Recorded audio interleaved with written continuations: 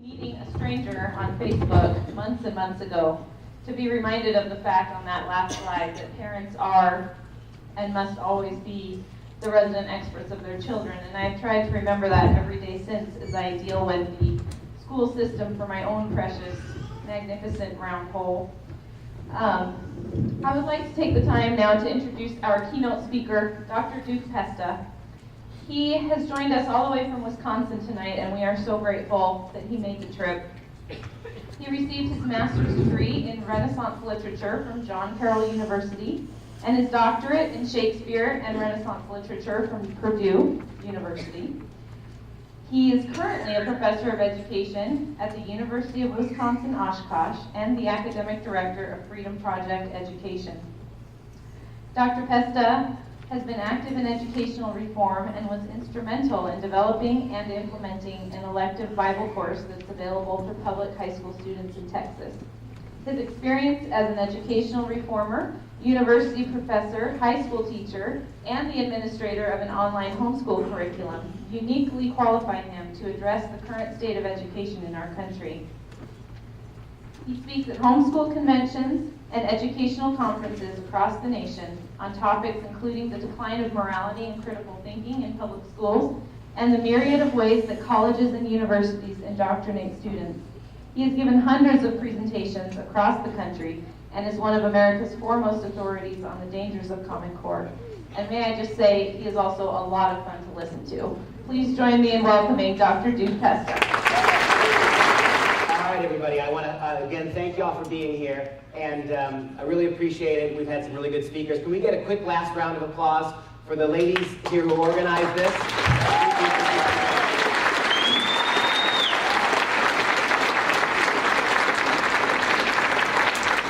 They really are the heroes tonight for organizing this. Now, you've gotten a lot of information, and I'm going to give you a lot more. And I want to raise questions, right? I want to make the case that we have every right to question this. I want to make the case that we are not ideologically over the top. We are not being irrational. We are not being schizophrenic, as one, was it Utah, right? Yeah, this week, a school administrator called you off, lawmaker called the moms of Utah schizophrenic for this, right? How many of you have gotten the feeling that when you try to ask Common Core questions of your teachers, your schools, your lawmakers, that you're really bothering them? You're in imposition. Look at the hands. This was done on the slide. Nobody's voted on this. No state legislatures have voted on it. Your state legislature never debated this. No governors have had a vote on this. No teachers' unions were consulted and had a vote on this. Teachers themselves were left out. Moms and dads have never had an opportunity to do this. Unlike something as big and broad as the healthcare law, your Senate and your Congress had no say in this. This is every bit as transformational as what's taking place with healthcare. But the whole healthcare law, it had all these hearings. It went before the Senate, the Congress, the Supreme Court. This never did that. And yet we're getting the impression that as months go by, Common Core is a done deal. I was down in Burley, and I'm going to walk this way and grab a bottle of water, so I don't need one. That's really good, yeah. I was down in Burley earlier, where I was informed about one school board member, when she heard about the fact that this talk was going on today, blurted out publicly to everybody in the room, "Are we still talking about Common Core? This is a waste of time. This has been done and settled. What are we doing this for?" And yet, every talk I've given, and I would imagine we have a fairly informed audience here, but do me a quick favor. I want you, and I want everybody to look around. Will you raise your hand if when you came here tonight, your understanding of the who's, the what's, and the whys of Common Core was fuzzy at best, if you really didn't know what was going on? Just raise your hands. Take a look, Idaho, right? 5 years this has been going on. And you've been seeing the effects of Common Core in your schools for at least 2 years now. And nobody knows what it is. And yet, simply asking questions is a problem. All I want to do today, I like everybody else here, all three of us give long presentations. And all three of us are cutting them up a little bit to save time. So you're going to get a fraction of what we talk about when I give these talks. And as I pointed out before, in 16 months, I got Gary beat on this one. Right? In 16 months for me, I've been in 38 states and given 254 talks with tonight's talk on Common Core. We've done a lot of this. And it's always the same everywhere. Nobody knows what it is, yet everybody should stop talking about it. And then you get that argument, right, that you hear from politicians all the time, and I've heard it from Idaho politicians running for office already, right? Common Core is with us. We can't get rid of it. It was done. It's a done deal. It's time to move on and figure out how we live with it. That's defeatist nonsense. What I'd like to do is give you a bunch of...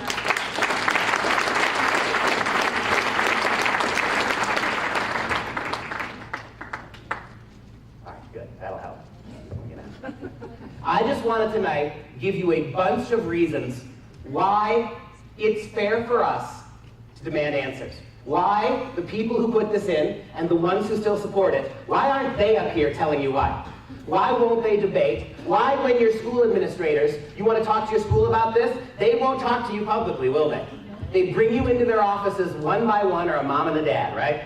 And how many of you have heard, well, gee, you're the only people in the school district who complain about Common Core. Everybody, maybe you heard that? Yeah, you've heard that. Of course you've heard that. But they won't get together publicly and let you congregate. You think about this, right? So I'm going to start and go very broad. I'm going to give you a bunch of things to think about. And I think they're all good questions, and they're all fair ones. Given that there's still a lot of fuzziness, what is Common Core? Common Core is an abbreviated term used to refer to the Common Core State Standards Initiative, a set of national standards for English and math, science, social studies. Pretty much everything will be Common Core aligned, including subjects like physical education and art and music will all be Common Core aligned. I got on Friday an email with a prototype of the new Common Core physical education standards. Not surprisingly, your kids are going to spend as much time studying sexuality and reproductive health in gym class as they are running and jumping. They're going to be writing in physical education class as much or more than they're doing exercise. Yet we keep hearing about this obesity epidemic. Right? And everything, including physical education now, is going to be Common Core aligned in this way. And before we even get out of that first sentence, why do they call them the Common Core State Standards? That would lead you to believe, wouldn't it, that the states had a meaningful role to play in Common Core. Well, the reality is, and I'll prove this as we move forward, the reality is that Common Core was conceived, paid for, drafted, validated, and put firmly in about 40 states through the Race to the Top program before anybody in those states saw what it was. And when teachers in the various states finally got to see Common Core, an infinitesimally small number of them, when they finally got to see it, they couldn't change it, they couldn't reject it, they weren't allowed to make suggestions. In other words, by the time Idaho teachers really got to see the standards, the vast majority of them, they were a fait accompli and done. How is that state-led? But I suppose if you've been paying attention to big government over the last 30, 40 years, regardless of who's in office, whenever the government does this, appropriates something to itself, it gives it benign names, or it gives it misleading names, right? With all due respect, and I'm not trying to be political with this comment, I'll simply say, why did we call the Affordable Care Act affordable? I mean, nobody really believes that now, and nobody believed it then, but when you use words like affordable, right, well, then that's good. It's the same thing here. They call them the state standards, and when you get, one of the things I'm going to do here is I'm going to try to go through the top 9 or 10 pieces of information the Common Core site gives you, right? Standards are state-led, they're not federal, they're just standards, they're not curriculum. Common Core math was internationally benchmarked. It is so maddening that when the people who do support Common Core, they always defend it in bullet points. You saw Gary's presentation. I'm not going to, every piece of information you're going to see from me is documented as well. And you're welcome to have it all for free. Email me, get a hold of me. I'll put up a website at the end. Just get a hold of me. You have everything I'm doing for free. You can see where I get it from. I urge you, I beg you to fact check me, please. 254 talks now, and there's only been one instance where I had one fact wrong in all those talks. You find something wrong, you let me know. But do me a favor. If you take the information I'm going to give you and you verify it, then I beg you to hold the people who tell you it's good to the same standard. Just ask them to verify where they get their information.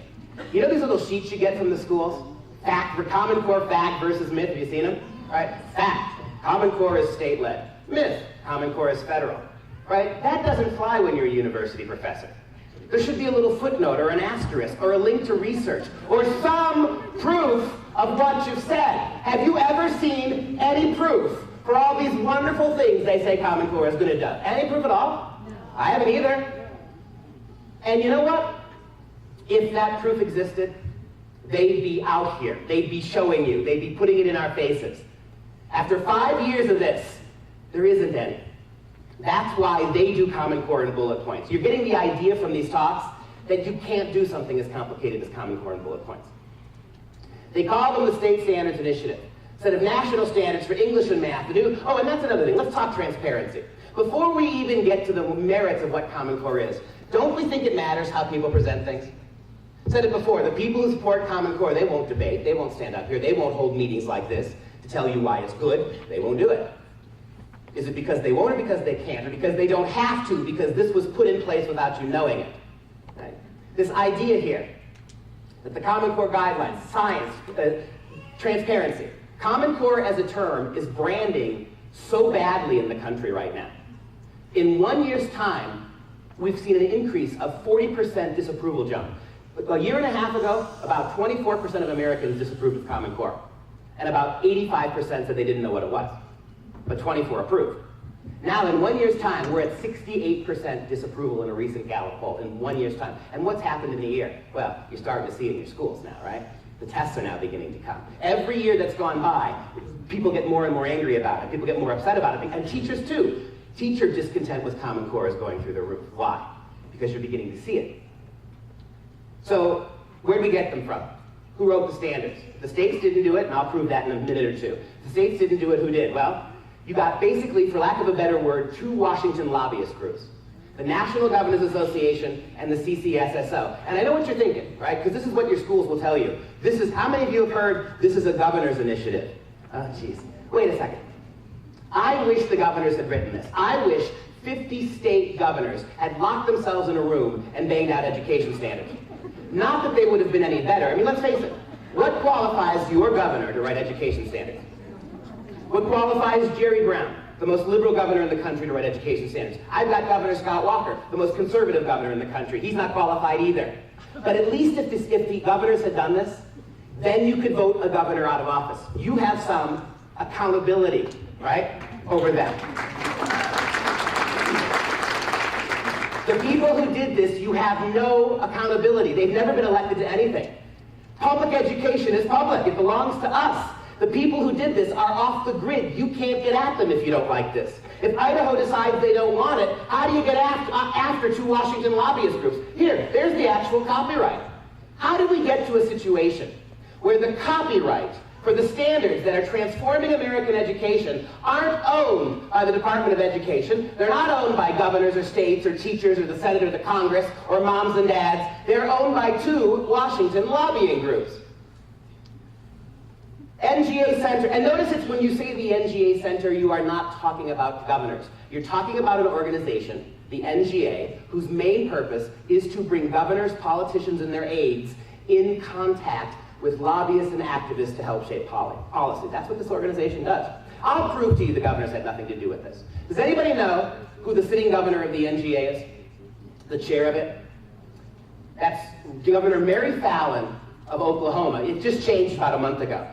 For the duration of the time that Common Core was being implemented, it was Governor Mary Fallin of Oklahoma. You do know, right, that 2 months ago, Mary Fallin pulled her state completely out of Common Core, right? As chair of the NGA, she pulled out. And she had some exceedingly nasty things to say about how little the states were consulted on what happened with Common Core. So where did we get it from in these two Washington lobbyists? This, before we leave this slide, even if you think you like Common Core, even if you think you like the standards, this is Banana Republic stuff. These people have never been elected to anything. These people are not accountable to us as taxpayers. These people have not been, what qualifies them to do this, these two groups? They own the copyright now. How do you get at them if you don't like this? And if you go back here, I know some of you are taking notes. Here's a great, you can have all this information, but here's a name I want you to write down. Joy Pullman, P-U-L-L-M-A-N. Joy works for the Heartland Institute in Chicago, and she has written the definitive essay on the 5 people who wrote Common Core.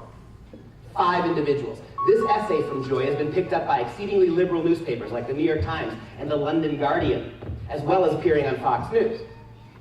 5 individuals chiefly responsible for Common Core. And do you know who the architect of Common Core is? A fellow by the name of David Coleman, C-O-L-E-M-A-N. The Huffington Post describes David Coleman as the most powerful education official you've never heard of. David Coleman has never in his life been a classroom teacher. He's not a teacher. He's been an educational administrator. And if there are teachers in the audience, you don't have to raise your hands and get yourself in trouble. But you know what I mean when I tell you that the people who administrate schools and the people who do the hard work of the teaching, there's no comparison. And at least most principals and superintendents work their way up from being classroom teachers. David Coleman never did that. But then again, neither did your Secretary of Education. What are Arnie Duncan's qualifications? Arnie Duncan's never been a classroom teacher. Your Secretary of Education is a career sociologist. It's interesting, isn't it? Why would we put a sociologist in charge of the Department of Education? Could it be, from what you're seeing here tonight, that maybe Common Core is more of a sociological experiment than it is an educational paradigm? That would make sense, right? So David Coleman, a quick word about him. Let me explain to you what I mean about banana republic stuff. This is stuff that doesn't happen in constitutional republics, where government's accountable to people. No sooner did David Coleman oversee the writing of the Common Core state standards than he immediately left the Common Core committee and somehow, miraculously, ended up as the president of the college boards, where the same man who wrote the transformational standards is now transforming the ACTs and the SATs, you know, the exams your kids have to take to get into college, transforming them so they are aligned with his Common Core standards. How does that happen? And again, even if you think you like the standards, how do we countenance the fact that the same unelected, unknown individual with no teaching experience wrote the standards, oversaw them, and now is at the college boards where he's making the tests your kids have to take to get into college conform to his paradigm? How'd that happen? And not only that, as the chairman, as the president of the college boards, David Coleman is also now in the process of rewriting every single advanced placement test in the country, which means those tests your kids use to take advanced placement history, advanced placement English, to get college credit at the high school level. Coleman's is the masterminding the rewriting of all of those. If you think you like Common Core, that's great. But how do we invest this one man with all that power? And who is he? How do we accept this? Who paid for all of this? Well, that would be Bill and Melinda Gates. And I ask you again, what qualifies Bill Gates, other than billions of dollars, to be involved in this kind of educational transformation? Isn't he the guy that dropped out of college because it wasn't working for him? What qualifies him to be involved in this? What qualifies Duncan to write standards? He didn't even write them, but what qualifies him to have the job that he has? David Coleman, who you've never heard of, what qualifies him to do this? Who appointed these people? Way back in 2009, the Bill and Melinda Gates Foundation initially put up about $180 million to allow this committee of 5, with some adjuncts, to write the standards. As you sit here today, Bill Gates has spent over $5 billion on Common Core. And because the Bill and Melinda Gates Foundation is a public trust, you can find where all that money went. If you just do a little research online, you can see where all that billions have gone. What's really shocking is that there is not a single major educational organization, private or public, in this country that supports Common Core that was not paid by Bill Gates to do so. Do you know that 2009 and 2010, even before the standards were written and completed, Bill Gates had written multiple million-dollar checks to the National PTA. The National PTA, you know, the Parent-Teacher Association, the group supposed to be looking after our kids, they were paid millions of dollars and began promoting Common Core before they had even seen what it was.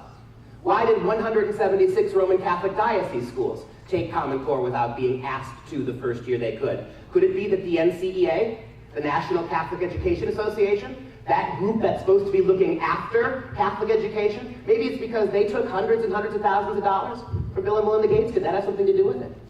Right. Do you understand what I'm telling you? You got a billionaire, an individual private man, a billionaire who pays billions of dollars to get all this going in advertising and pushing it. You got 5 basic individuals from 2 Washington lobbyist groups who did all of this behind closed doors. But even having said that, that's not the real problem. How did this get into your schools? I don't care how many billions Bill Gates has. He couldn't have put this in your schools. Who controls American public schools? It's the Department of Education. Bill Gates could not have put this in your schools, nor could David Coleman and his minions. The only entity in the country who could have gotten this into well over 40 states is your federal government. Look, you've been paying attention to government, right?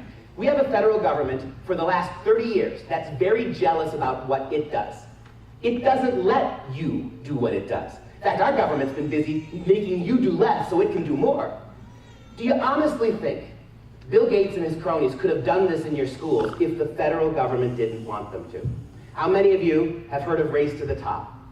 Okay, all of you. What was Race to the Top? Back in 2009, when the president was stimulating things, banks and car companies, he also wanted to stimulate education. And so he set aside initially about $6 billion of your taxpayer money as a kind of giveaway to state departments of education.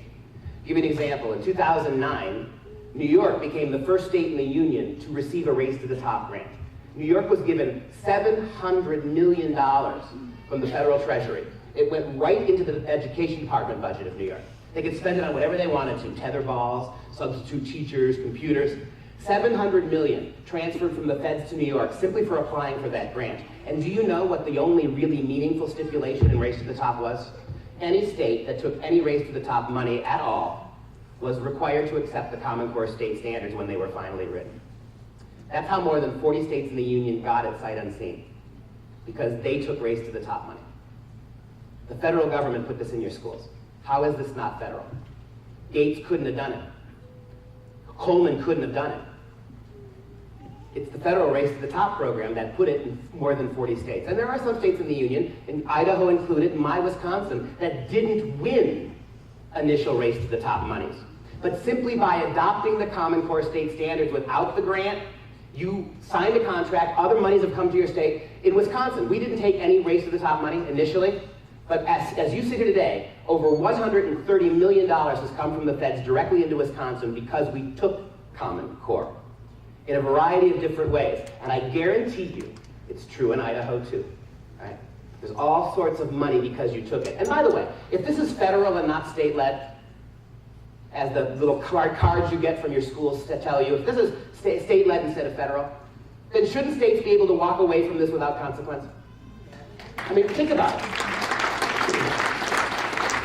If this is what they tell us it is, then every state in the union should just be able to leave without penalty. Is that what happens? What happened when Indiana pulled out? Feds told Indiana, you can pull out all you want, but if you do, we're going to withhold your entire $228 million federal education budget. Wisconsin now is facing lawsuits from the Department of Education Oklahoma now is facing lawsuits from the Department of Education for pulling out. You cannot have it both ways. It cannot be state-led. And then the only way it's in your schools is because the federal government bribed a bunch of states to take it. Because that's how it happened. And those same states that are trying to get out now, they're being blackmailed by the federal government. How can you argue with a straight face that this is state-led? It makes a big difference, doesn't it? One more interesting factoid. This is a total bait and switch. Not only did states who took Race to the Top money have to accept Common Core, but the feds dangled another carrot in front of them. Any state that took Common Core got a waiver from No Child Left Behind. Yeah, and think about that. No Child Left Behind, the previous big government boondoggle standards, test assessment-based paradigm, right? And let's be bipartisan about that. Everything you've heard today is right. This is not a Democrat issue, and it's not a Republican issue. You ask me what this is a political class issue, right? The people who see politics and big government as the answer, and that includes a lot of Republicans and a lot of Democrats, right? It's a big state issue is what it is. It's a federal government versus state control issue. This business here about how did it get into your schools, the business here about the federal government bribing and blackmailing states, that's how we got it. But think about how insidious that is with regards to the No Child waiver. Everybody, every teacher I've ever met, every principal, every superintendent, they hate No Child Left Behind. Why? Because it's exactly what Common Core is. Too much state control, federal control, too much emphasis on testing, too much emphasis on broad standards that tell teachers nothing meaningful in the classroom. So the federal government, recognizing how bad No Child was, basically bribed states to take something that is even worse. And that's probably my first definition of Common Core. Common Core is No Child Left Behind on steroids. Everything you hated about No Child Left Behind, it's back in Common Core. That's what I don't get about this, right? The worst aspects of No Child are here, and the only difference is now they're even more embedded at the federal level. Let me ask you this one hypothetical before we move on, because I know what my answer is. Do you think the people who support Common Core, exactly as it is now, do you think they would still support it if instead of Bill Gates, it was the billionaire Koch brothers, who put up $5 million. And if instead of 2 left-leaning Washington lobbyist groups, you had 2 right-leaning ones. And if instead of a very liberal president, you had a very conservative one, who basically bribed 44 states to take a set of curriculum standards they hadn't seen, do you think the people who support it would still support it? See, I don't. I would be every bit as angry about it. In fact, if it were the Koch brothers, it would be on the front page of every newspaper. Rogue billionaires buy public education, wouldn't it be? So why is it okay for Gates to have done it? How come nobody's asking what Gates gets out of this? Why is that acceptable? Isn't it something we should ask as parents? Don't we have a right to know? And yet if you pose these questions, that's when the knives come out, right? Can we just talk about the standards? No, not yet. You need to know how they got here. There's your copyright, which again blows me away in a banana republic sense. Who allows these 2 Washington organizations to own the complete license to the standards that are going to be used exclusively on your kids now? Who gives them the right to do this? These are questions we have to ask. Now, let's go back all the way to the Department of Education, right? I told you this is all going to be documented. Let's start with the 2 lawyers at the Department of Education. Way back in 2009, all being implemented, the 2 chief lawyers at the Department of Education called Common Core an illegal federal takeover. The 2 lawyers hired by the Department of Education to make sure the Department of Education was behaving according to legal and constitutional principles, they both said it wasn't. With respect to the race to the top Common Core scheme, Robert S. Eitel and Kent D. Talbert, former Deputy General Counsel and General Counsel respectively of the U.S. Department of Education, concluded that, quote, these standards and tests will ultimately direct the course of elementary and secondary study in most states across the nation, running the risk that states become little more than administrative agents for a nationalized K-12 program and raising a fundamental question about whether the department is exceeding its own statutory boundaries. Those are the 2 lawyers. It's kind of remarkable when you think about it. The 2 chief lawyers at the Department of Ed called this what it is. And interestingly, I don't know why it's taken so long, we now have the first American state governor, Bobby Jindal in Louisiana, who has recognized the illegality of this and is now suing the federal government over it.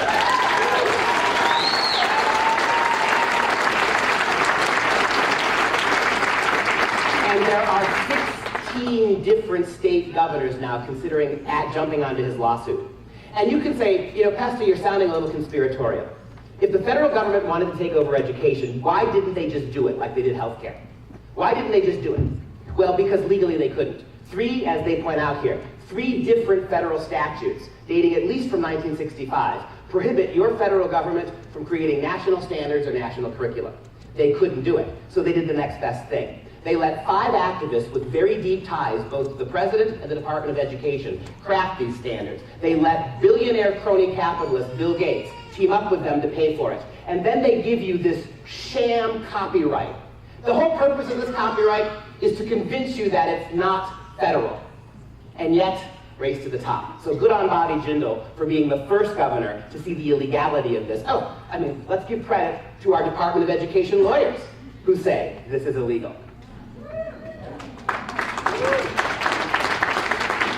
Now, as Gary and Alyssa, they both pointed out, right, you take a lot of slings and arrows if you object to Common Core. There are a lot of problems that you run into, and it's all name-calling and such like stuff. I'll ask you this, though. I've decided, because of the name-calling, I'm going to present the case for about 20 minutes. I'm going to present the case why Common Core won't work, exclusively from liberal progressive voices. Because in all my talks in all these states, the only argument I've ever really gotten is you wear a tinfoil hat. That's it. That's how they cease this debate, that once they label you something, they don't have to talk about it. Okay, let's see, as Gary pointed out, let's see, as Alyssa pointed out, can you brand these people tinfoil hat wearers? I'm an English professor. Words are my business, but I'm stumped. I need your help. I'm going to give you 5 words. I want you to tell me if you can rearrange those 5 words and make them come out conservative. You ready? New York State Teachers Union. Can you do that? You make that, and I want you to notice the dates on this information. This is January of this year. The Board of New York's Teachers Union on Saturday, 27 January, unanimously voted to withdraw support for the Common Core state standards as they are being implemented, and they declared no confidence in the state's education commissioner. Not only do they want out of Common Core, they want the man who brought it to the state fired. The New York State United Teachers, a union that represents more than 600,000 educational professionals in the state, is also asking the Board of Regents to remove State Education Commissioner John King Jr. from office. And although the union previously backed the Common Core standards, the union says it will not support the education benchmarks, either as implemented or interpreted. Now, what does that mean? Not the way you wrote them, and not if you try to fix them. That's the New York State Teachers Union. It's interesting when you think about it. And go back for just a quick second to this previous slide. You want to keep arguing that it's state-led? Listen to what the lawyers tell you. It's not just the standards that make it federal. It's the tests. The only way we have to measure the standards are these big, excessive national tests. That's all we got. Where does the information from the national tests report back to? It doesn't report to Idaho. It doesn't report to Idaho teachers. All that testing data goes right back to the Department of Education. The feds are the ones who gather that information. The feds are the ones who receive it. You get it, right? He who controls the tests controls what your kids learn. And that's the federal government. That's the second reason that this is federal. So there's the New York State Teachers Union. How about, if that's not good enough, how about the NEA, the largest teachers union in the country? Note the date, February of this year. Here's what those right-wingers at the NEA had to say. The nation's largest teachers union is pulling back on its once enthusiastic support for Common Core standards, labeling their rollout, quote, completely botched, unquote. National Education President Dennis Van Rokel said, quote, the standards will not succeed without a major course correction, including rewriting some of the standards and revising the tests with teacher input. Yes, you heard that right. How in the world are you going to allow teachers' careers to depend on tests they didn't write, tests they don't get to see, tests the results of which they never get to access? What good are these tests if your teachers can't even see what your kids did wrong on them? What do they tell us that matters? That's why the unions now, having seen Common Core, are figuring this out. And think about this. There are 3 states in the union, 3, that got Common Core way before you did. Way before most states. Those 3 states are New York, Florida, and Kentucky. They were the test states for Common Core. New York has seen 2 full years of Common Core testing, 2 of the kind your kids are going to see this spring. Do you understand now why New York is having second thoughts?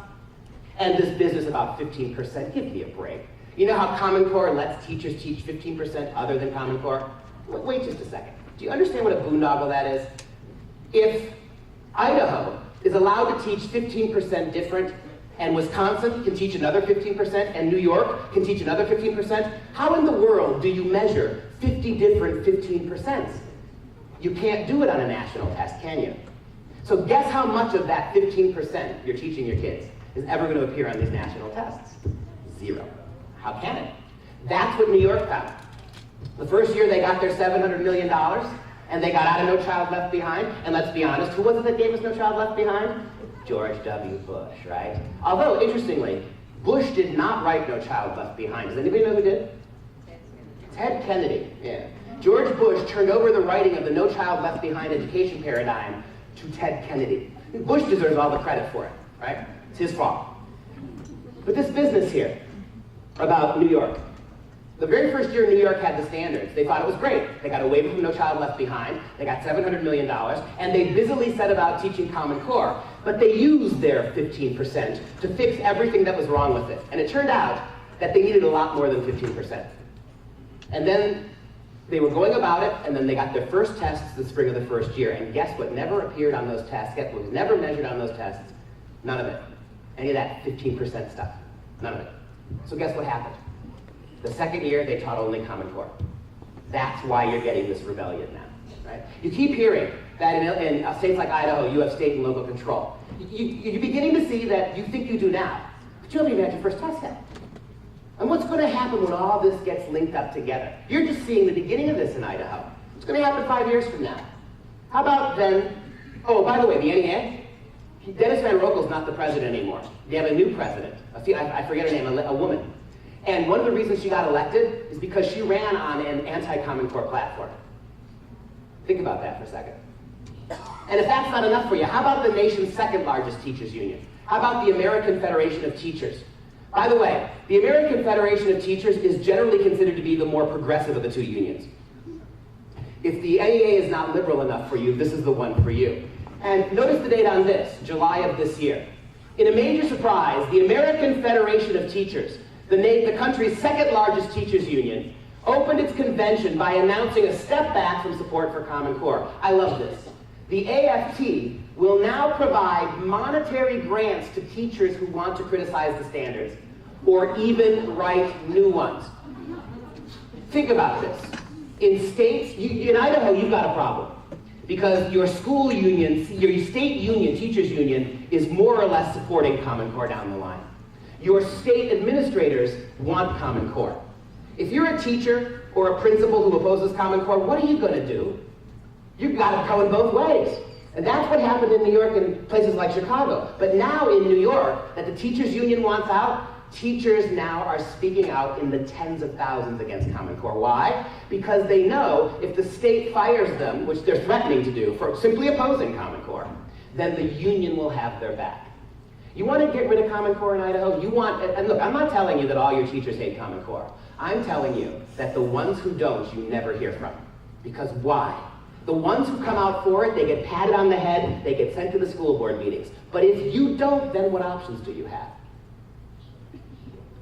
In a major surprise, right? The AFT will now provide monetary grants for teachers to criticize the standards or even write entirely new ones.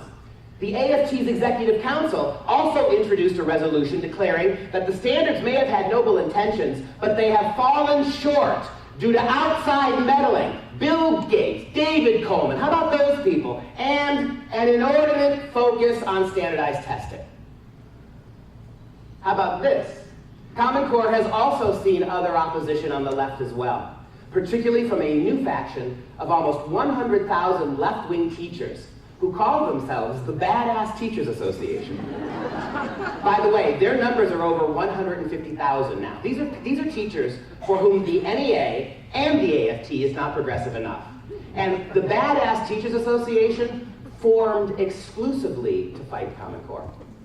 And you think about it, the single biggest point of agreement between the left and the right on Common Core is, as Mr. Thompson said, Dr. Thompson, what it does to special needs kids and what it does to already struggling kids, many of whom are inner city minority students.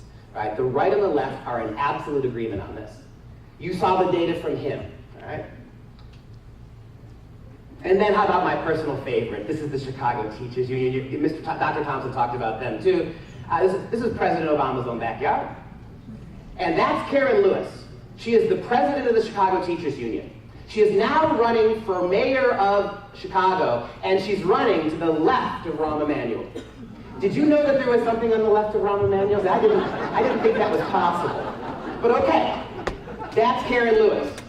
This is of all the state teachers unions, this one may be the most radically politicized state teachers union in the country. About 4 years ago, they approved a curriculum alteration that would allow the teaching of masturbation techniques to kindergarten kids, 5-year-olds.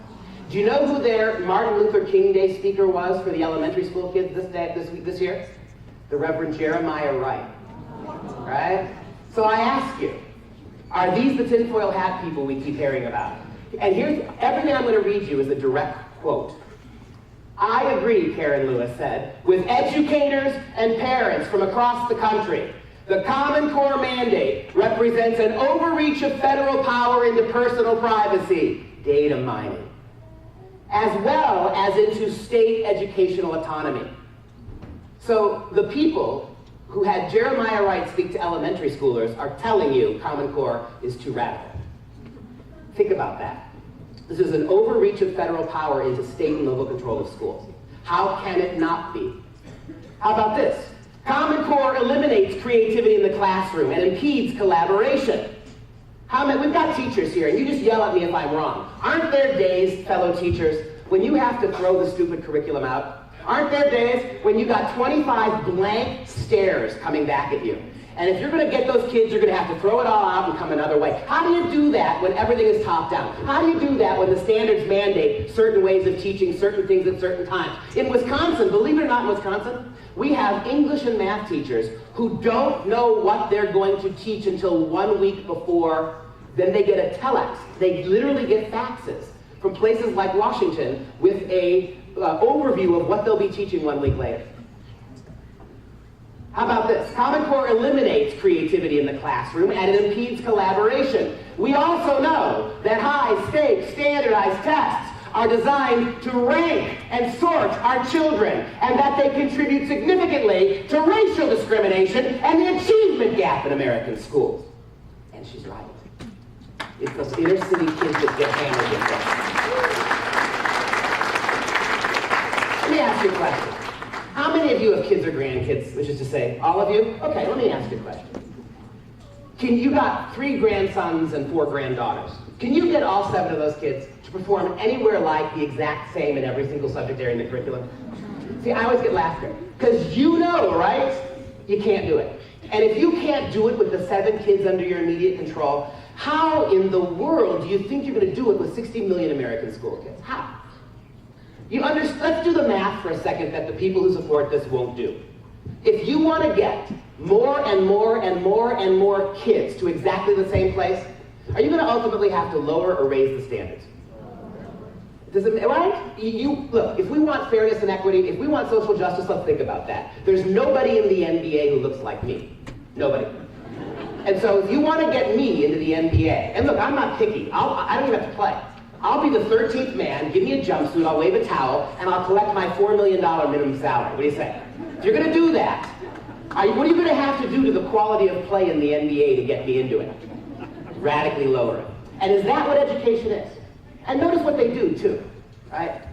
These standards aren't standalone standards. So this whole thing gets tied together, right? Everything crossing over from one discipline to another. Kids writing more in math than they're actually doing actual math problems. This idea that not only that you're going to get every kid to the same level in the same subject area, you're going to get them across the board to the same level. Good luck with that. How could it possibly be a high standard? And let's keep this in mind, too. We've had standardization in this country for about 50 years. Do you know when we got it? When this whole rage for standardization happened? About the time we created the Department of Education. We managed to educate American kids for about 200 years quite well with no Department of Education. You know that from 1900, you look at American student achievement from 1900 to about 1975, our schools are the envy of the world. We put a man on the moon with less technology than the phone you have in your pocket. And somehow we characterize that education system as a failure. Who decided that? Who decided that our kids in the late 1970s were failing? The teachers didn't decide that. The students didn't decide that. Moms and dads weren't suddenly unhappy with their kids' education. Professors like me didn't see kids coming into college in 1975 and say, hey, they don't know what they're doing. You know what had happened? Department of Education. Because no sooner was the department created than it had to justify all the billions that came to it that otherwise would have gone to the schools. And so what did they do? They decided to create some way to measure student achievement. And so what did they do? They hired out private education companies, places like Pearson Publishing and McGraw-Hill, and they paid them money to do assessments to determine whether our kids were learning or not. So in other words, you put the people who publish new textbooks, publish text materials, curriculum, you put the people who make a lot of money off of publishing new things, you put them in charge of determining whether your kids were failing or not. What do you think they concluded in 1983? Your kids were failing. And you notice what's happened since the Department of Education? Every 4 or 5 years, we throw everything out and start over. There's no money in long-term student success. Look, I'm going to be blunt with you. We've been doing math the same way for kids from kindergarten to high school, 5 to 18-year-olds. Please tell me what's changed in math in 2,000 years. Have we invented a number that I don't know? Do we add a new shape to geometry? Are the formulas changed? For kids that young, it's the same stuff it's always been. So and it's interesting, right when we got to the Department of Education, a lot of you are old enough to remember. How many of you remember new math? How does that even mean? New math, there's nothing new about it. What are you paying for? Private companies like Pearson are making billions of dollars publishing new math textbooks that do nothing but incorporate social justice themes, right? They pretty glossy pictures. And every 4 and 5 years you throw it out and start over again. Did you know, by the way, that Pearson Publishing has the exclusive contract from your federal government to manufacture and score the tests. Did you know that? Pearson. Pearson Publishing gets paid $30 for every test your kids take. What's 30 times 60 million? It gets even better. Did you know last year alone, the federal government paid Pearson Publishing $350 million to publish tests and textbooks. Now, keep in mind, Pearson Publishing as a company, its job is to publish tests and textbooks. So your federal government paid a private company millions of dollars to do what it would have done anyway. Pearson then turned around and sold that material back to states like Idaho and kept all the money for themselves. That, my friends, is what we call crony capitalism. Right? If you want my first definition of Common Core here, another one. And from what we are seeing here, Common Core is an unholy alliance between an out-of-control federal government and a very small group of crony capitalist companies that stand to reap billions from this. That's what Common Core is. Yep. And let's ask the question that the media won't ask. What does Bill Gates get out of this? Well, among other things, it's been estimated that at least 70% of American school districts are going to have to upgrade their technology to do Common Core testing. Some a little and some a whole lot. Whose computers do you think are going in all those schools? Do you think Apple got the contract for that? The conflicts of interest here are shatteringly big. Even if you think you like the standards, we have to ask ourselves these questions. Racial discrimination in American schools, right? It's the special needs kids, it's the inner city kids, the kids who are already behind and struggling, they're the ones who get hammered. And the badass teachers and all the tinfoil hat wearers seem to agree on that. How about the Chicago Teachers Union, besides what Karen Lewis said, they crafted 30 different anti-Common Core resolutions. 30. Can't show you all of them, I'll just show you a couple. How about this one? Instructional and curriculum decisions, teaching and curriculum decisions, should be in the hands of classroom professionals, i.e. teachers, right? Who understand the interests and context of their students. That was not done with Common Core. Quote, the education of children should be grounded in developmentally appropriate practice. On top of it, the standards are not appropriate developmentally in any way, shape, or form. How about this? Second resolution. Common Core standards were developed by non-practitioners, non-teachers, non-educators, non-professors. They were developed by test and curriculum publishers and education reform foundations like the Gates and the Broad Foundations, ALEC and Achieve Inc. All those 501c3 organizations that get big money from people like Gates or Soros or 1,000 others to shift education policy. These aren't teachers. These are people who are interested in educating your kids. And so as a result, the resolution says, the standards better reflect the interests and priorities of corporate education reformers than the best interests and priorities of students. And one of the reasons it's so darn hard to move your state to get out of this is all the money, right? All the money and all the technology and all the textbooks and worksheets and pedagogy and teacher development things that are coming into your schools to support the curriculum that was written in this way, the standards that were written in this way. That's May of this year. Don't listen to me, ladies and gentlemen. Listen to the man. The thing that gets me about this whole Common Core debate is, why are we even having it? The people who wrote it told you exactly what it's going to do, and you'll see more of them before I'm done. The people who did this are telling you exactly what it means. Bill Gates in 2009 said, quote, when the tests, that's you this year, Idaho, when the tests are aligned to the common standards, the curriculum will line up as well. You want to keep making the argument that you got state and local control, do you? What did he just tell you? He's not me. He's the guy that paid for it. The purpose of the tests is to drive curriculum. You're in the Smarter Balance Testing Consortium. Other states are in PARC, P-A-R-C-C. The CEO of PARC, 2 months ago, the CEO of PARC came out and said in newspapers, it's true. The purpose of the Common Core tests is to drive curriculum. We don't want teachers teaching. We do it. Do you know Arnie Duncan has a resolution? He's trying to get teachers to be renamed facilitators.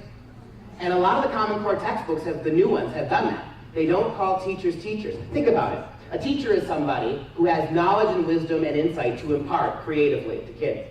We don't want that now. This is top down. A facilitator is somebody who takes something handed to them and hands it to the kids. They're already renaming teachers here. It's a serious issue. Oh, and by the way, if this is not a federal program, why last summer, at the very beginning of last summer, did Arne Duncan dispatch federal agents into various school districts across the country to make sure that those districts were implementing Common Core the way the federal government wanted them to? That's right. Federal agents now are in various schools across the country looking over the shoulders of superintendents to make sure Common Core gets implemented the way the feds want it to. So what do we call these guys? You got G-men, you got T-men, do you call them E-men, are these education agents? Right? It seems to me that there's a huge stakeholder here. Listen to what they tell you. Listen to what they're telling you. You haven't had your tests yet. How about this? This one gets my personal favorite. Documented research, right? Documented science, documented research. There have been about 50 different academic studies done in the last 40 years. 50. Measuring the result, measuring the impact of standards at the state level and the federal level. Measuring the impact of standards on actual student achievement in the classroom. Do you know that not one of those studies has found any correlation between state and national standards and how your kids perform in the classroom? Not one. This is the most recent one of these. This is the Brown Center Report on American Education. You can read it all online for free. It is the most comprehensive study of this issue ever done. And the people who produce this study every year is the Brookings Institute, a left-leaning think tank. This is the Brown Center Report on American Education. I want to read you the final 2 paragraphs. It's 4 months old. What effect will the Common Core have on national achievement? The analysis presented here suggests very little impact. The quality of the Common Core standards is currently being hotly debated, but the quality of past curriculum standards has been unrelated to student achievement. The rigor of your state and national standards, how high you set the bar, is also unrelated to student achievement. You know, the only standard that has ever worked foolproof in educating children, the only one, is a committed parent, a disciplined child, and an effective teacher.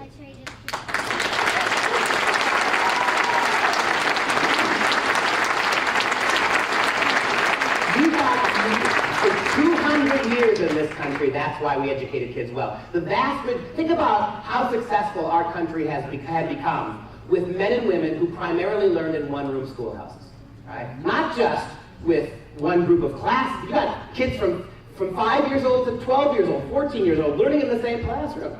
And you understand that Common Core represents the farthest away now that you can get from letting those 3 things work? It's top-down, it's regulated, it's federal. The state standards were bad enough. And think about what happened.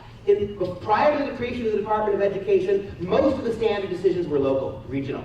And then with the Department of Education, we bumped them up to district level, then we bumped them up to the state level, and now with No Child and then Race to the Top and Common Core, now you've bumped them up to the federal level. The only way you could get farther away from that functional triad, the only thing that's ever worked, is the UN takes over education. And don't think that that's not in the works here. Right? You know Bill Gates, right, has signed in 2004, he signed as a private citizen, signed a mutual cooperation pact that you can find online with the United Nations to begin to influence education along these lines. It's out there to see. Right? Here's the last paragraph. Ready? Do not expect much from Common Core. This is absolutely important. If you've been paying attention, I think we're at number 7. For Common Core myths, we've kind of exploded. State-led, right? Teacher-led. How about this one? Do not expect much from Common Core. Education leaders often talk about standards as if they are some system of weights and measures. The word benchmarks is used promiscuously as a synonym for standards. But the term is misleading by inferring that there is any real known standard of measurement. How do you craft one standard for 60 million kids? How do you create a standard that takes into account educational background, takes into account family stability, takes into account economic development, takes into account thousands of different things, racial, ethnic, geographical differences? Do you really believe that kids in rural Idaho need exactly the same kind of education? Down to the sentence? that kids are getting in Miami? Does it take into account our schools, our American schools, being flooded with kids from other countries who don't even speak English, who have to be taught in different ways? How do you account for any of this with one blanket standard? You can't. They tell you nothing. These national tests don't give you one meaningful piece of information that helps your teacher educate your child any better. And they never have, not for 50 years. And every time they fail, all we do is roll out bigger, more regulated, and more federally centralized standards. That's it. That's all that happens. Don't expect much. The word benchmarks is used promiscuously, and we all know the word promiscuous, right? There's something nice about a verb that implies prostitution here, right? In terms of what they're doing to your children. The word benchmarks is used promiscuously as a synonym for standards. But the term is misleading by inferring there is any real known standard of measurement. How about this?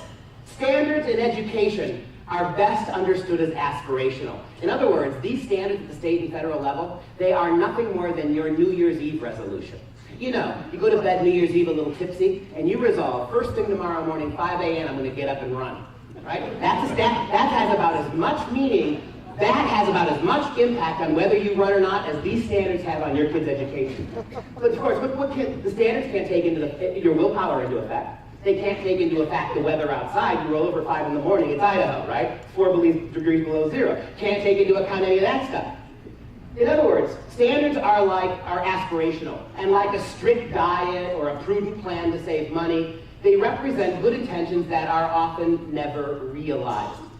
I don't care what your standards are at the federal or state level, unless you have a committed parent, a disciplined child, and an effective teacher, it's going nowhere. And yet this strangles teachers. It doesn't empower them. It makes them superfluous. It transforms them to glorified babysitters and then holds them accountable to assessments that tell you nothing meaningful, nothing a teacher can use, and their careers depend on whether or not they can get to the standards. And I just got back from Colorado and then before that, Arkansas. And both those states have tied teacher performance evaluation almost exclusively to how their kids do on those tests. It is the single biggest factor. It counts for 80% of their student evaluations, their teacher evaluations, how the kids perform on those tests. Right? The Brown Center report, and you can read, by the way, talk about science, you can read all their calculations about how they've come to this over the years. So here's my next definition of Common Core. Common Core, you gotta see it as a three-legged stool.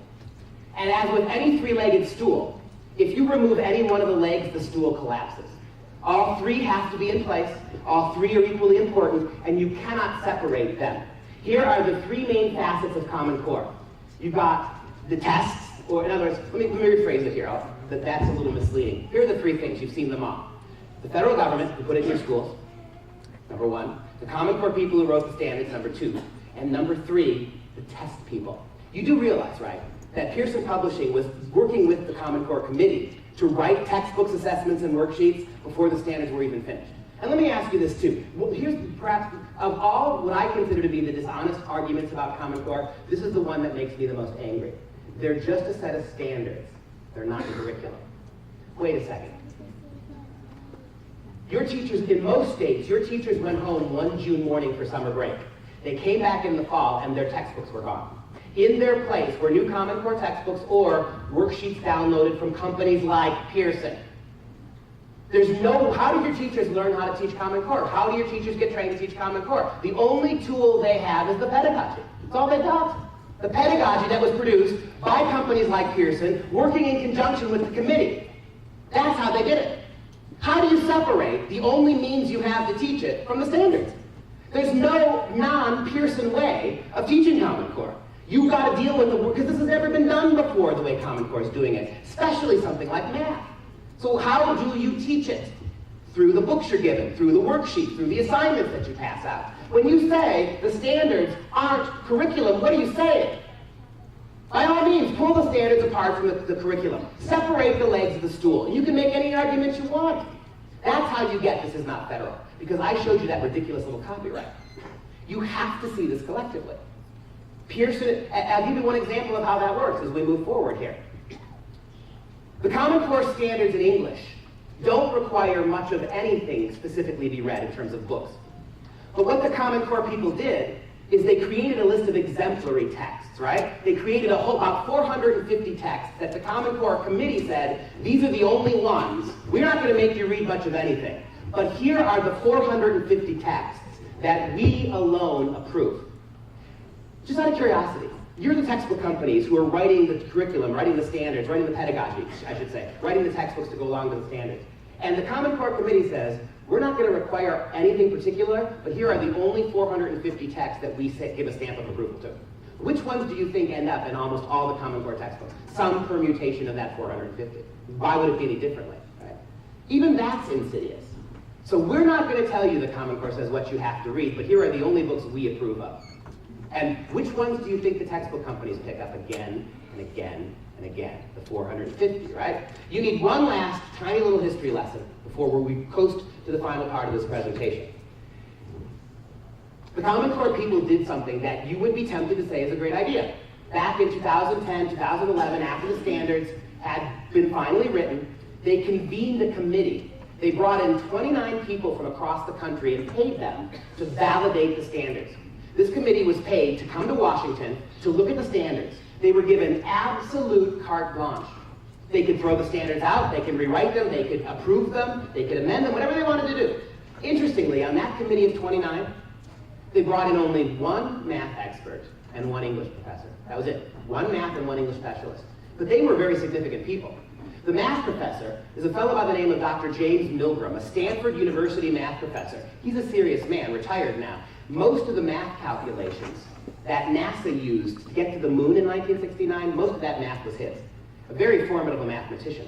And as Mr. Milgram points out, there are only 23 mathematicians in this whole country who have enough math to even consider writing a national math standard.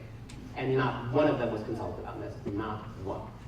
Right? So Milgram said, when he got to the committee and looked at the standards, Milgram said, and I quote, "It is an absolute joke to think that Common Core math will prepare your kids for STEM careers, science, technology, engineering, and math, or even math at a four-year university." That's Milgram. He voted no. Absolutely not. The English language arts professor is a woman by the name of Dr. Sandra Stotsky. She's been to your state a couple of times now talking about Common Core and why it doesn't work. Sandy's doing what I'm doing. Jim's doing what I'm doing. We're traveling the country. Now, they were in the room with the Common Core people, and they're telling you why it won't work. Sandy said of the Common Core English standards, "These standards will set our kids 2 years behind, the 2 years they're already behind, the high-achieving countries in the world when it comes to reading comprehension and development." She voted no. Those two members, the only two experts, convinced other people on the committee to vote no. Do you know what your Common Core people did? They wrote them out of the document. They erased their names from the document. They threw them out. There's no mention of them, and they validated them. And this is an absolute fact that with 2 clicks of a mouse you can prove. Right? They just ignored them, wrote them out. See, transparency matters, doesn't it? We're up here giving you our slides, letting you know where we're getting our information. Right? So this is directly from Sandy. If you consider those 3 things and don't try to divorce them, the standards, the textbook people who provided the pedagogy and the curriculum tailored to the standards, and the federal government who both put it in and is enforcing compliance across the board and punishing states now that try to get out of it. You look at it this way, then this is what we know about Common Core, taking all those 3 things in unison. And why did Sandy vote no? And as an English professor, this makes perfect sense to me. Common Core requires, at every grade level, kids to do much more writing than reading. The overall level of writing in Common Core goes up 50%. The overall level of reading at every grade goes down 50%. Kids are writing much, much more than they're reading. And if that's happening, what in the world are they writing about? Maybe that's how you got that assignment, like the one that went viral from Wisconsin a couple years ago, where little 3rd graders were sent home and told to write an essay on how the state is just like the family, but better. Assignments like this are what's creeping into your kids' schoolwork. And so, English. The other thing that Common Core does is it mandates that up to 50% of the literature that your kids used to read in English class is being removed in favor of so-called informational texts, many of which come directly from the federal government, right? These are the exemplar texts, informational exemplar texts, right? And so why do you read English? Why, in English class, why do you read stories to kids? When you put your kids to bed at night, why do you read them bedtime stories? In fact, if the purpose of putting kids to bed is to get them to go to sleep, Why wouldn't you read them the Bill Gates computer manual? I mean, wouldn't that do it? But you don't. You read them stories. You read them stories that get their little hearts pounding, that get their little eyelashes fluttering. In other words, when you put your kids to bed, you stimulate them. Why?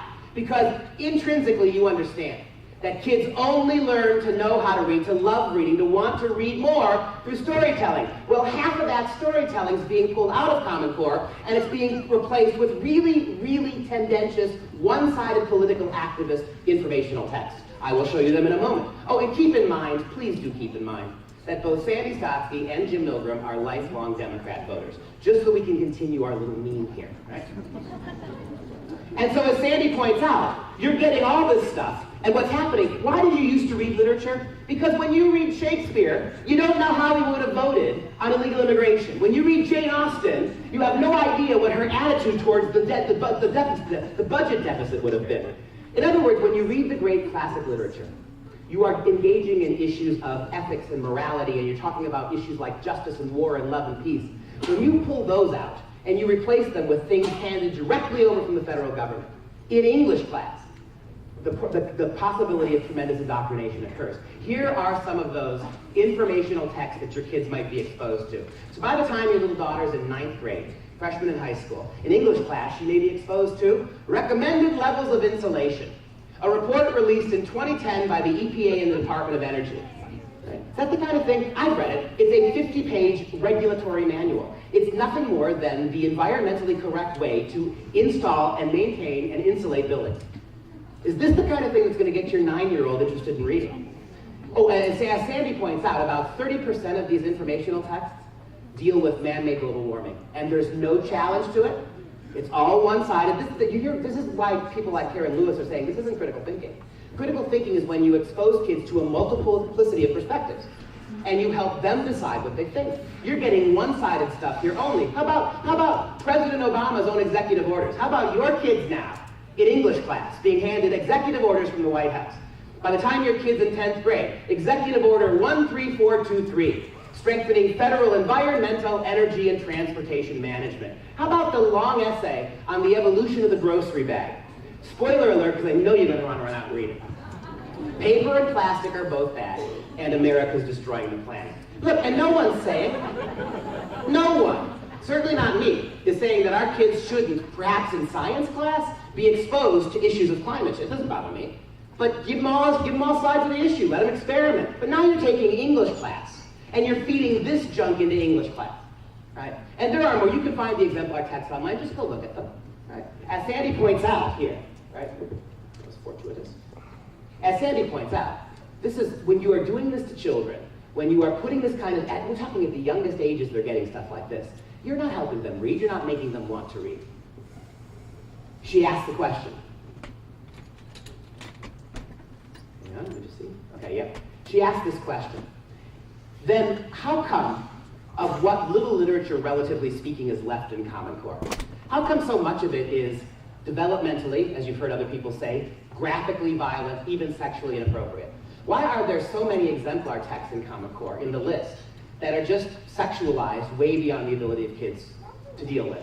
We need to explore why. Why so many of these exemplar texts are out of place, not just in the subject area Common Core placed them, but in a high school curriculum altogether. This is just the most famous example. This is the exemplar. And by the way, let me say, Toni Morrison is a fantastic writer. She's an African-American novelist. She won the Nobel Prize.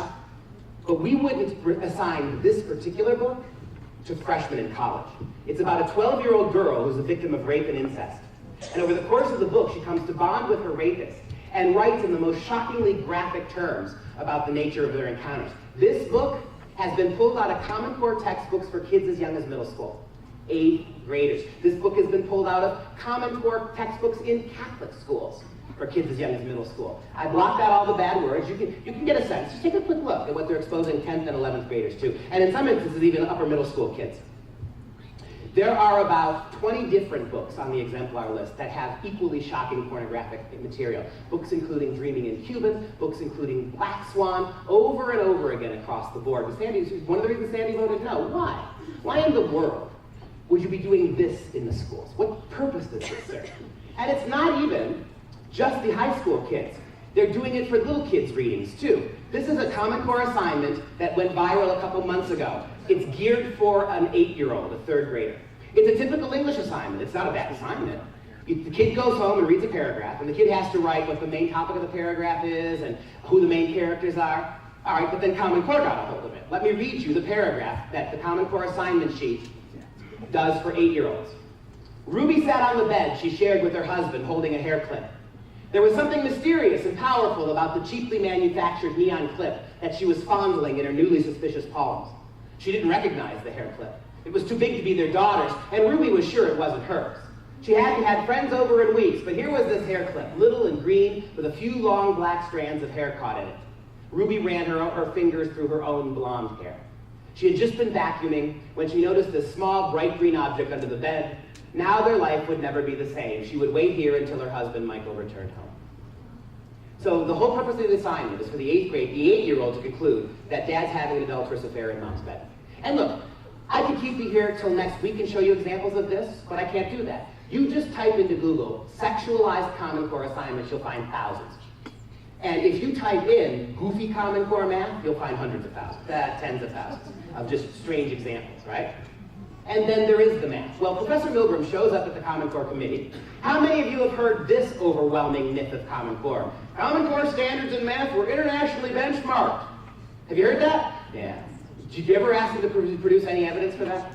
5 years we've been doing this. Nobody anywhere has ever produced a single shred of evidence that has been done. Nobody. Milgram showed up at the committee and he said, okay, you say you've internationally benchmarked them. What countries did you measure them against? And they happily handed him a list. And that list had countries like Sweden and Finland and South Korea listed on them, countries where math is taught very well. Milgram said, fantastic, show me your math. For the entire duration of his stay on that committee, they never produced any evidence, zero, never, despite repeated requests, to verify that they had ever tested this. As Sandy says, we on the committee were absolutely convinced that they just wrote a name of countries on a piece of paper. And 5 years into this, go ahead, find it, find the proof that this was ever done. Yet that's one of the key talking points of Common Core math. And so, in trying to determine what this was, and talking to Professor Milgram, we brought Stotsky and Milgram to testify in Wisconsin for us at the state hearings, right? It's very interesting. It was interesting. We had Democrats and Republicans on the committee, and after they were done, you know the only question that they talked for about 3 hours each. After they were done, you know the only comments they got from any of the Democrat members of the committee? Yeah. Who paid you to be here? It's the only thing they asked them, right? And talking to Milgram, trying to get his mind around this, because he voted no, of course, and convinced others to do so as well. What, in your words, would you consider this? The thing that we kept coming back to is social justice math. This is math that punishes kids who can do math because it's not fair. What percentage of kids in any given math class can do well? I mean, it's not a lot, right? We all can be math fluent, I get that. But how many kids in a typical math class can really excel? But it's true of any class, right? How many kids in a French class really get the language? How many kids in an English class can really understand Shakespeare? Very few. But that's not fair, you see. So what we need to do is we need to create a math paradigm where every kid feels good about a little math and no kid's allowed to do too much. I'm going to prove that to you. I know it sounds outrageous. Start with this video. This young lady is a community activist from Chicago. Cannot make that up either. And she's talking to a group of high school math teachers about the basic fundamental premise of Common Core math. Now, don't overread into this comment. I'll give you lots of other proof to show you what I'm talking about, but as Milgram said, this really sets the stage. As far as I could tell with the Common Core math people, they were much more concerned about making everybody comfortable with some math. Here's what she says. But even under the new Common Core, even if they said 3 times 4 was 11, if they were able to explain their reasoning and explain how they came up with their answer really in words and oral explanations, and they showed it in the picture, but they just got the final number wrong, we're really more focusing on the how and the way we... Right. In other words, as the good professor says, this is process math. The process of working math is the point of math, not getting the right answer. I gotta tell you, I was the worst, I'm even worse than Gary. I was the worst math student in American history. In 3rd grade, I had decidedly 2nd grade math skills, right? But also, when I was in 2nd grade, I could read at a high school level. It's probably why I entered the high finance world of English professor, right?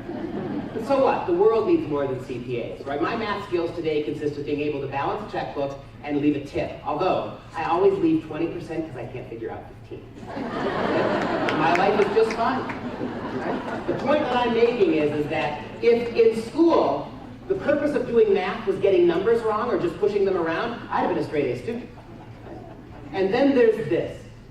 One of many, many such assignments. The woman in this video is actually a college math professor, and she cannot help her third grade daughter with her math homework. One of the features of Common Core math, and you're going to have to apologize for the thumping bass, because if we could, maybe we need to close some of the doors. The party's beginning over there. So, if there's some way we could sort of minimize that, nothing we can do about it. This little girl, Professor Milgram makes this point. Why would you create a math paradigm that prohibits moms and dads from helping kids with their homework? All right, here's the example that I want to show you. Here's the difficult math problem. Add those three numbers, 1568, 1423, and 680. So what I want you to do is, can you solve that problem showing me the way that you learned how to solve it in school? And talk to me while you're solving it.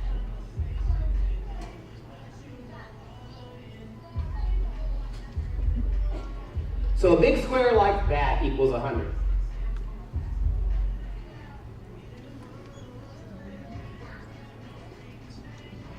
Sorry about the volume.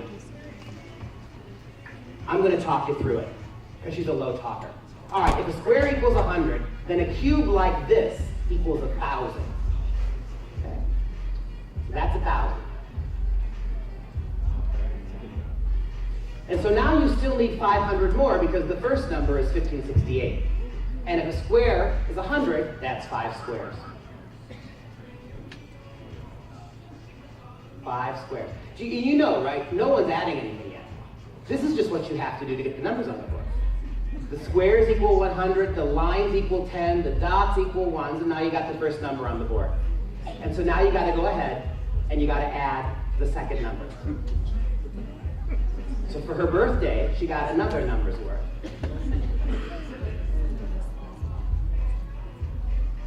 And you know why she's doing this? The funny thing about Common Core math is if it was always a cube is 1,000 and a square is 100, even I could get through some of it. But it's constantly in flux. They constantly reshape things. It's not like it's like, now you got to add all those together once you get the three numbers on the board.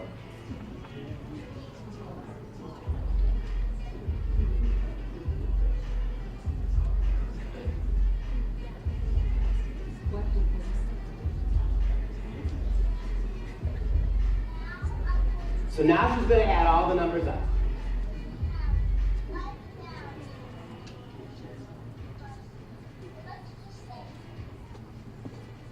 $3,000 because you got 3 squares. You start with that. Plus 100, 200, 300, 400, 500, 600, 700. Now you erase all of the work, and you go ahead and add the numbers up after having gone through that machination, those machinations. All right. Here's the important part that you probably can't hear. She gets a number. Now mom says, do it like I taught you at home. And the little girl admits, she said,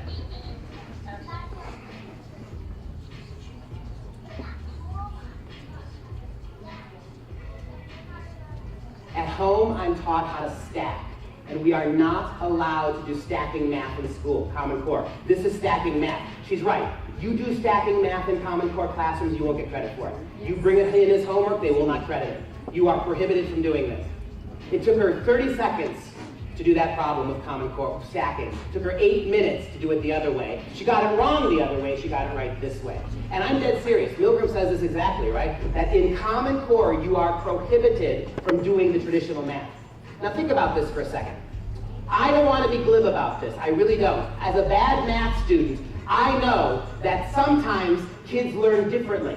Some kids are visual learners. I get that. But why do you ban the obvious, simple, direct way and make every kid do it the convoluted way? As Milgram points out, in every high-achieving math country on earth, every one of them, kids routinely start algebra in 7th grade or even 6th grade. In No Child Left Behind America, Our kids didn't start serious algebra in 8th grade. And in Common Core, algebra is pushed into high school. Which means your kids won't get calculus and advanced math. How can they? As Milgram says, if your kids don't start algebra till high school year, freshman year of high school, how in the world can they get to calculus and advanced math? They cannot do it. And so there we go. And so consequently, high schools all across the country, I'm at 80 and counting. 80 different high schools have already removed calculus as an offering completely from the high schools, because your kids aren't going to get there. They don't design them to get there. Now, I want you to hear this, so we're going to take our time. I know you've been very patient with the technology gaps. I apologize for that, but this is Jason Zimba. This man is the architect of the Common Core math standards. He's one of the 5. He is the guy, more than anybody else, who wrote your Common Core math standard. Here he's being interviewed by Dr. Sandy Stotsky. You won't see her, but you'll hear her. And he admits, on camera, on film, that Common Core math is not designed to prepare your kids for college, nor is it designed to prepare your kids for STEM careers.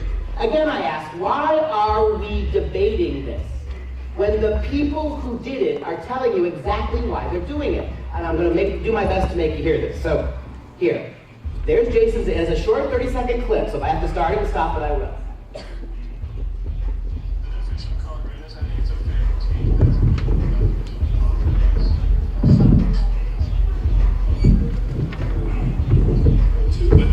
Much better. Hang on. It's not for STEM. It's not for international. That's true. Now you're going to go back and talk. Here you go. This will be good. The definition of college readiness, I think it's a fair critique that it's a minimal definition of college readiness. Or some. All right. The definition of college readiness, I think it's a fair critique. Common Core math is a minimal definition of college readiness. Listen to that again. The definition of college readiness, I think it's a fair critique that it's a minimal definition of college readiness. Or some colleges. Well, for the colleges most kids go to, but not that most parents probably aspire, right? It's not for STEM. It's not for international. That's true. It's not only not for STEM, it's also not for selective colleges that, for example, UC Berkeley, whether you're going to be an engineer or not, you better have pre-calculus to get on UC Berkeley. I'm going to stop it one last time. You know what you just said? Not only is it not for STEM, it's not for selective colleges. And I got news for you. All selective college means is any college that has a basic math and class. And all of them. Listen to it one more time. What he said, telling you, is that right? I won't interrupt this time. The definition of college readiness, I think it's a fair critique that it's a minimal definition of college readiness. Or some colleges. Well, for the colleges most kids go to, but not that most parents probably aspire, right? It's not for STEM. It's not for international. That's true. It's not only not for STEM, it's also not for selective colleges that, for example, UC Berkeley, even whether you're going to be an engineer or not, you better have pre-calculus to get into UC Berkeley, right? Engineering colleges. And that's true. I think the third pathway goes a lot towards that, but your issue is really broader than that. Oh, yes. So I just wanted to make sure that we got that I'm out. not just thinking of selective colleges. There's a much broader question here. That's right. It's both, I think, in the sense of being clear about what this college readiness does and doesn't get you, and that's the big subject. But not to call something college ready when it only applies to a certain kind of college and a certain lower level of mathematical expertise that won't buy you far on the international market in most major disciplines of technology, economics, business, and so on. And all he can do is shake his head. That's the man who gave you Common Core math. I'm going to wind up here fairly quickly. The noise is just going to get louder. It's been a technologically difficult evening. I'm going to do a couple more points and wind down. My objective here is simply to justify your ability to ask questions about this. Disagree with any of this you want. Take the information. It's not even from me. 95% of what you heard does not even come from me. What I want you to do is I want you to take this information and verify it. And if you do you understand what we're telling you? This attitude from administrators, this attitude from politicians, that you're the problem when you ask about this. When the people who did this are telling you why they did it, and they look at you like you're crazy when you dare to suggest the Common Core math standards are subpar. They look at you like you're lying to them. You just heard the guy who wrote them. You heard Bill Gates talk about this. A couple more things here. I want to show you this. How about this math problem? I'm bad at it. you help me out. This is a 7-year-old's math problem, a second grader. Tell how to make 10 when adding 8 plus 5. And the little boy writes, God bless him, he's already smarter than me. You cannot make 10 with 8.5, 8 plus 5. The teacher marks it wrong and says, yes, you can. Take 2 from 5 and add it to 8. 8 plus 2 equals 10. And then add 3. I was hoping you could help me. I'm an idiot when it comes to math. This is unbelievable. As you and I sit here today, there are 22 different American school districts who have done exactly this. I can only show you one. This is the entire Irvine Unified School District in Orange County, California. What happened in California? Moms and dads were freaking out because their 4th and 5th graders could not do basic multiplication and addition in their heads. They couldn't do it. So what did they do? Moms started hiring tutors, having kids work ahead, trying to get their kids extra math help. This school district and 22 others in 22 different states publicly are threatening and warning moms not to let your kids do any extra math. Here's what Irvine said. The links on this page are intended to support the classroom instruction your child receives from his teacher. It is not appropriate to go ahead of classroom instruction or to use this site to have your child work on math intended for use in subsequent grades. That's the warning. Now listen to this threat. Your child's math instruction and math placement will not change as a result of working ahead. This means that your child will continue to work in the grade level appropriate math regardless of any work that is done and turned into the teacher. It doesn't matter if your 7th grader is ready for geometry. It doesn't matter whether your 5th grader could do calculus. They're going to stay with their classrooms. They're going to keep drawing the stupid lines and squares until they're old enough to do geometry. Do you understand what we mean when we say social justice math? Do you understand what we mean when we say the politicization, the sociologizing, that's a word, of your curriculum? Do you understand what we're telling you now? This is the problem with all of this. I'm going to give you my definition. For the first time today, you're going to get something that is only my opinion. So write it down as such. Because I've never heard anybody else say this. I'll tell you what I think Common Core is. Common Core marks the first time, for about the last 40, 50 years in American education, our kids have been learning their ABCs and their 1, 2, 3s. But as they've been learning them, they've been slowly maneuvered politically left. I don't see how you even deny that. American education, whatever else it does, and it hasn't been doing really good at teaching kids their ABCs and 1, 2, 3s, but the one thing that you're getting is a steady dose of ideology in the classroom. I think Common Core represents, for the very first time, by the people who put it in, that moment where the ideology now matters more than the ABCs and the 1, 2, 3s. That it doesn't matter if the ABCs and 1, 2, 3s work. They're not terribly interesting.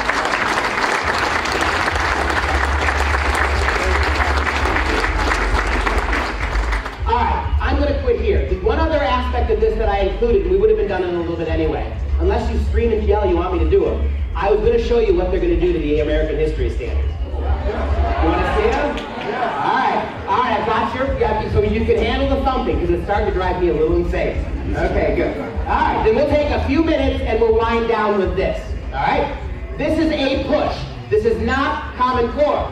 This is the same man, David Coleman, who oversaw the writing of the standards, who's now rewriting the 8 push standards. Him and his people have rewritten them. These are the history standards. The 8 push stands for Advanced Placement U.S. History. These are the new guidelines your kids will have to take if they want history credit.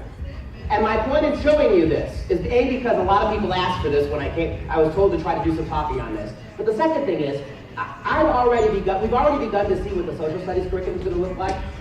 If by the time your kids are seniors, they have to write about history this way, you know the whole social studies curriculum is going to have to change to reflect this. And here's an article in a New York Times editorial article. I'll just read through the beginning to give you an idea of what's going on. There is rising alarm over radical changes that have been made to the Advanced Placement American History program, a program heavily supported by federal and state funding. The alarm flushes out another related travesty. The voice of the people has been muted because corporatists and other elites have figured out how to end run the constitutional structure and are doing so on issue after issue. To summarize, the private college board You understand that the College Board, the people who write the ACTs and the SATs, we've allowed them to do that by an agreement, right? They have no imprimatur. They're not, what allows them to write these tests? The reason we've allowed the College Board to do it, because up until very recently, the tests have been more or less neutral. They've been fairly apolitical, but they all changes now. To summarize, the private College Board is rewriting its AP courses, starting with AP History. The new APUSH framework departs radically from traditional AP course and now reflects a progressive philosophy and leftist bias. Forget the Founding Fathers and the principles of the Declaration of Independence that proclaim the natural right and freedom of self-government. Concentrate instead on the racist cultural imperialism that built America. Ignore state history standards. That's it. The state history standards that every state, including Idaho had, were actually very good. Idaho's history, before the AP stuff, all the states, they had very balanced history. They showed what America did wrong. They talked about slavery and genocide. They talked about those things. But they also showed other aspects of American history. That's been done away with now. Ignore state history standards, all or most of which reflected a fact-based, balanced view of American history. This is the part that I wanted to get to. To objections, when the committee, including David Coleman, when they were approached by people, teachers and history professors of all different political backgrounds, and those professors said, aren't you worried? You're giving kids a factually inaccurate view of America. To objections that students will learn an inaccurate version of American history, the College Board responded that facts aren't all that important anyway in a history class. But that's okay. Facts in history class aren't all that important anyway.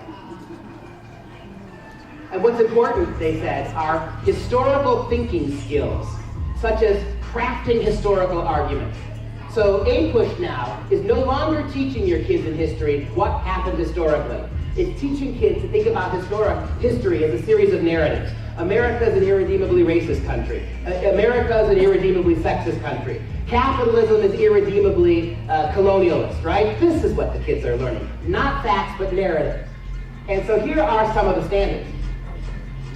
I was in Florida about 2 months ago, and a very brave teacher came to my talk. Do you know in Florida, for the AP history standards, the AP history standards are taught out of one particular book. It's called Out of Many. That's the preferred textbook for teaching to the AP history test.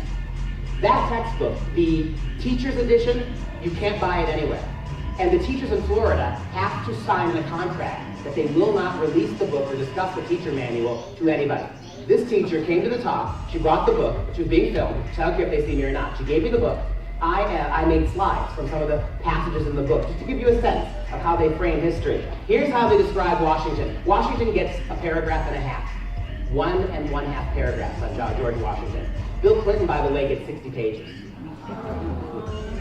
Washington presidency. Listen to this. Although he dressed in plain American broadcloth at his inauguration and claimed to be content with a plain Republican title, Washington was counted among the nationalists. He was anything but a man of the people. By nature reserved and solemn, he chose to ride about town in a grand carriage drawn by 6 horses and escorted by uniformed liverymen. In the tradition of British royalty, he delivered his addresses personally to Congress and received from both houses an official reply. Not one mention in that whole diatribe that Washington was offered a crown and turned it down. Right? This is no man of the people. Right? How about this? How about Ronald Reagan, who gets 2 paragraphs? President Ronald Reagan, a charismatic figure who sometimes invented his own past and seemed to believe in it, offered remedies for a weary and nostalgic nation. In other words, Reagan is a demented individual who made up his biography and came to believe his own life. And look, my view is, I think if you're a progressive person, a liberal person, a conservative person, this is not right. This kind of stuff. And when you compare this, and I've got some of those slides too, when you compare this to how they talk about FDR, or you compare this to how they talk about Bill Clinton, it's staggering, and they don't do any of this. And here's the one, that's the introduction to the first paragraph. Here's all that the second paragraph says about Reagan. Everything about Reagan's inauguration reflected what Nancy Reagan described as her aspiration to put the White House symbolically back up upon a hill in people's minds, to have stature and loftiness, unquote. The Reagans hired a public relations expert to ensure that every event was telecast. All the inaugural balls, concerts, and receptions were planned to entertain and astound at-home audiences. Festivities at the Washington, D.C. balls were also beamed through a $2 million satellite hookup to mini balls held simultaneously across the nation. Reagan's inauguration, touted by the press as the most expensive in U.S. history, showcased the theme the president-elect had chosen for his administration. Quote, America, a new beginning, unquote. Not the belt-tightening, homespun ways of the Carter presidency, noted one reporter, but an unabashed celebration of wealth would prevail. No word about the Berlin Wall, no word about the fall of communism, no word about Thatcher, no word about any of that stuff. And again, I mean, I've got so many hundreds of pages of this. I just want to give you a short sense. Again, I would hope, whatever your politics, were fair. And think about this. Given the power invested in the federal government to change this now, think about this. If you happen to be a progressive person, how would you feel if the next president happens to be a screeching right-winger and starts going in and using all this behind-the-scenes influence to twist history to the radical right? We got to look at it that way, right? I'd be just as bothered by that if that happened. This is scandalous, right? This is the teacher's edition of this book. And by the way, I didn't include it, I should have brought it with me. There's a whole section in the introduction to this textbook that tells teachers how to deal with conservatives who protest the book. Tells them, gives them strategies, how to avoid them, how to answer their questions, how to not let them stop you from teaching out of this book. A whole section in the introduction to this book that teaches moms and dads, it teaches teachers how to handle that kind of opposition, right? And again, I ask you, this is the last thing I'll show you. Here's your superintendent of schools, Arnie Duncan. Right? I want you to listen to what he says, if I can get you to hear it. I can't, actually. Here's Arnie Duncan. Please remember what I told you. Don't listen to me. Listen to the people who are doing this in your schools. They tell you what they want. Here's your Secretary of Education on the Charlie Rose show way back in 2009, right when this was getting started. I think our schools should be open 12, 13, 14 hours a day. So not just linking from 8 to 8 or something like that. At home, we attached healthcare clinics to about 24 of our schools. Where schools truly become the centers of the community, great things happen. And this is a chance to really create what I think the 21st century school has to look like. This needs to be the norm, not the exception. Time matters tremendously, and all of our families need our doors open longer. Is this a big ticket item in terms of financial resources? Finances is a piece of this, and we again have significant financial resources, unprecedented financial resources coming to the table. Let me be clear, this is thinking differently, being creative. Trouble fix. Did you hear what he said? We need our schools open 12 hours a day, and he wants them open 7 days a week. He wants your kids in school all day and all night. He wants to feed your kids 3 meals a day at school. Did you hear the slip of the tongue he said? We need our stores open all day. The schools become stores. How about that? We're starting to build new schools with clinics attached. Right? Why in the world are they building new middle schools and high schools and attaching pharmacies and clinics to them? To be able to administer to your kids, to medically take care of your kids. You know, that's it. You only give me one word to define what Common Core is. You force me to use one. The word I pick is statism. Every aspect of this, whatever else it does, is designed to convince your kids that they belong primarily to the government, not to you, not to their families, not to their local religious traditions or communities, but to the government. Why create a math paradigm that you moms and dads can help your kids with, only the state schools can? Why bring all this sociology to bear? And I didn't even show you. I chose not to. I was asked not to, and I think it's a good idea to show you the worst aspects of the sexuality stuff in this place. Last thing I show you, and then I'm done. I wanted you to see this too. I'm going to skip that. There's this. Here's the second part, and that'll be the last thing we do. Here's the second part of the Common Core copyright. I withheld it from you. Here it is. Here's what it says. You're the people putting together an elementary school, middle school set of standards. That's what you're doing. Why in the world do you go to this length to indemnify yourself? I've talked to many lawyers. This is not standard indemnification. Listen to what the Common Core copyright says. Under no circumstances shall the NGA Center or the CCSSO, individually or jointly, be liable for any direct, indirect, incidental, special, exemplary, consequential, or punitive damages, however caused, and on any legal theory of liability, whether for contract, tort, strict liability, or a combination thereof, including negligence or otherwise, arising in any way out of the use of the Common Core state standards, even if advised the committee of the possibility of such risk and potential damage. Who creates a paradigm, a simple set of standards? Because that's what they keep telling you this is, right? It's just a set of standards. Why in the world, if this is just a set of harmless standards that apply rigor to your kid's education, why in the hell are they indemnifying them this way? We are not responsible for any damage done to your kids. You heard what Dr. Thompson said. You heard what Alyssa said, right? There's damage being done. Kids are cutting themselves. Kids are refusing to go to school. Kids are weeping into their homework. And you can't hold them accountable. You don't think that they did that because they knew what they were doing? That just strikes me as terribly implausible. Take this away at the end of this talk. The only thing I want you to take away, I've proven nothing to you. Nothing has been decided, definitively answered. The debate doesn't end. We're not over with this. Listen to the other side if you can get them to tell it. By all means, go listen to the other side if you can get them to tell it. But I will say this. Never, ever again let them tell you that this is a settled debate. Don't listen to any of your political candidates who say things like, well, it's a done deal, we're going to have to learn to live with it. Don't listen to them. Don't listen to schools who tell you, we're going to outgrow this, it'll go away like everything else goes away. Don't listen to politicians who tell you that you're crazy or ideological or right-wing. These are your kids. You have every right.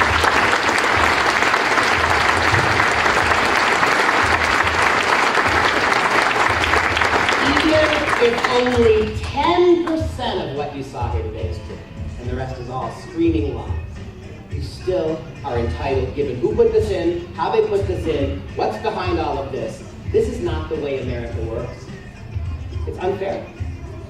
Thanks again on behalf of all of us. Thank you so much for sticking around. It's been a tough night, but you've been great. Thank you. One more big round of applause. Thank you to all of them.